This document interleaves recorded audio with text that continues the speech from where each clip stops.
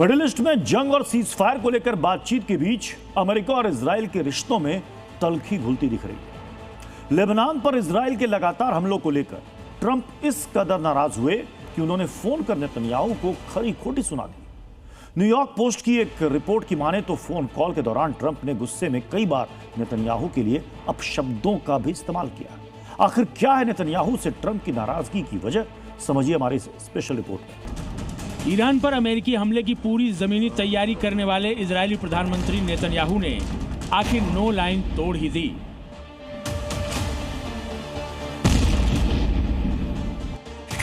जिसके बाद Donald Trump किसी की नहीं सुनते। मिडिल ईस्ट में ट्रंप की वो लाइन थी, मैं कहूं वॉर तो वॉर, और जब मैं कहूं डील तो फिर सिर्फ डील।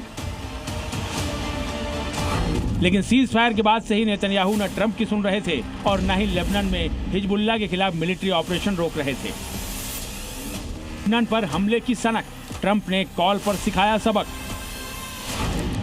अमेरिकी अधिकारियों के मुताबिक ट्रंप खास तौर पर इस बात से परेशान थे कि लेबनान में बड़ी संख्या में आम नागरिकों की मौत हो रही है और एक हिजबुल्लाह कमांडर को निशाना बनाने के लिए पूरी की पूरी इमारतें गिराई जा रही हैं। ये सब कुछ हो रहा था ईरान के साथ स्थायी सीज फायर को लेकर जारी बातचीत के बीच।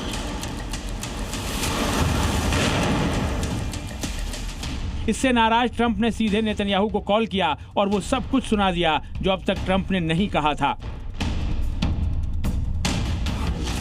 ट्रंप और नेतन्याहू के बीच बातचीत का जो ब्रीफ अमेरिकी अधिकारियों ने दिया, उसके मुताबिक ट्रंप ने कहा, तुम पागल हो, अगर मैं न होता तो तुम अब तक जेल में होते, मैं तुम्हारी जान बचा रहा हूं। ट्रंप के इस गुस्से की वजह ईरान की वो चेतावनी थी जिसमें साफ तौर पर कहा गया था कि अगर इजरायली कार्रवाई जारी रही तो वो अमेरिका के साथ चल रही बातचीत छोड़ सकता है। ईरान हमेशा से पूरे क्षेत्र में युद्ध विराम का पक्षधर रहा है। सीज फायर की शर्तों के बीच एक शर्त लेबनान को भी लेकर है, जिसे अमेरिका तो मान चुका था, लेकिन नेतन्याहू ने इसकी कोई परवाह नहीं की। 15 अप्रैल से ही इजराइल लेबनान पर लगातार हमले कर रहा है।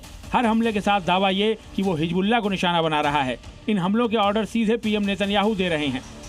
मई में इजरायली सेना ने 500 से ज्यादा हवाई हमले किए। अब तक 3200 से ज्यादा लोगों की मौत हो चुकी है, जबकि 10,000 लोग घायल हैं।